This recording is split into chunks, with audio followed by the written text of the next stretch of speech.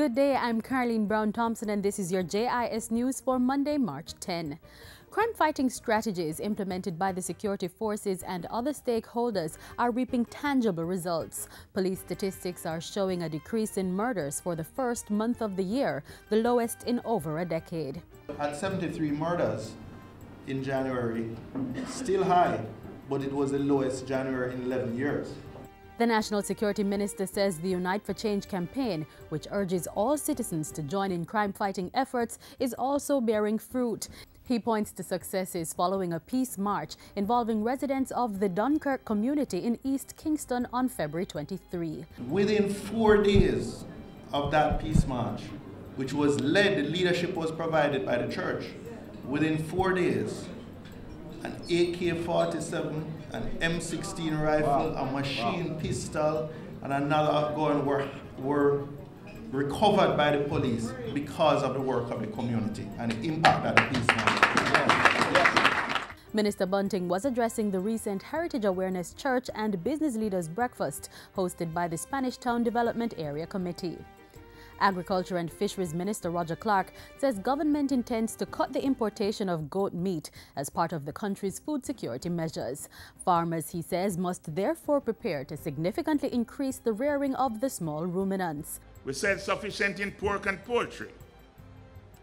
We import a lot of mutton, but we eat a lot of curry goat, but some 80% of that curried goat meat, or whatever you call it, is imported into this country. The potential is there for significant growth. We want to change that, and that is why we are seeking to improve our program for small ruminants. Minister Clark was speaking at the 58th Hague Agricultural Show held in Trelawney recently. He said the expansion was being assisted by a 4-year small ruminant project that would provide improved goat and sheep genetics for farmers to improve meat and value-added production. To improve on the over 10% growth recorded in the agriculture sector in the last quarter of 2013, Minister Clark said plans were also underway for the resuscitation of other targeted areas such as inland fishery.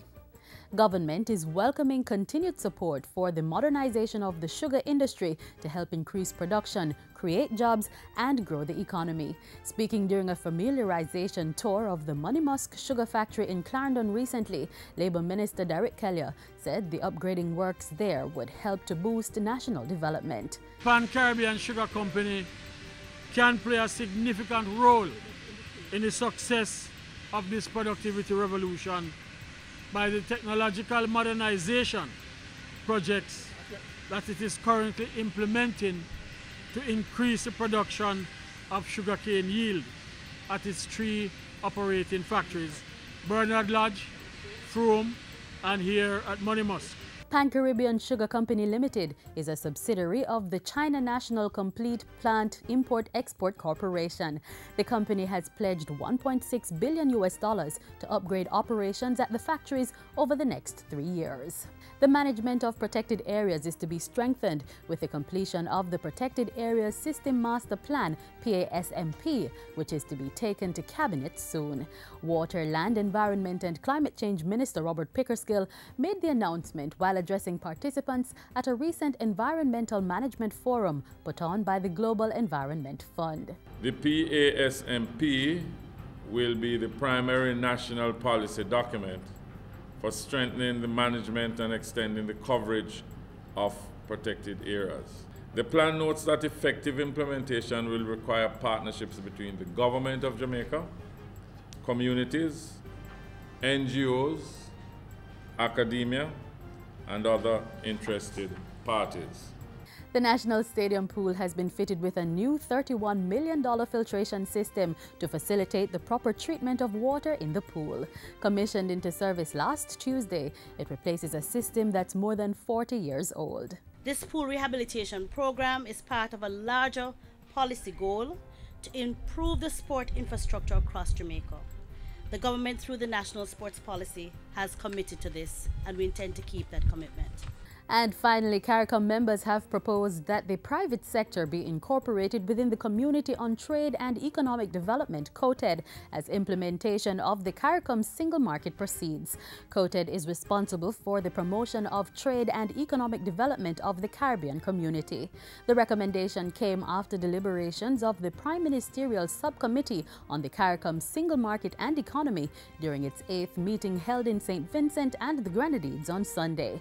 The subcommittee members are of the view that the private sector has to be re-engaged in the implementation process, as they can be the driving force of the single market.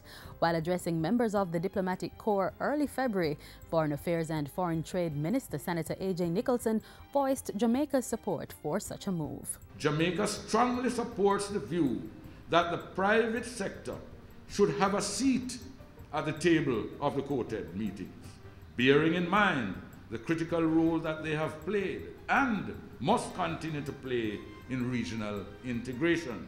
The CSME subcommittee meeting was held prior to the official opening of the 25th intersessional meeting of CARICOM heads of government. Prime Minister Portia Simpson Miller is leading Jamaica's delegation to that meeting. And that's it for JIS News Today. I'm Caroline Brown Thompson. Thanks for watching.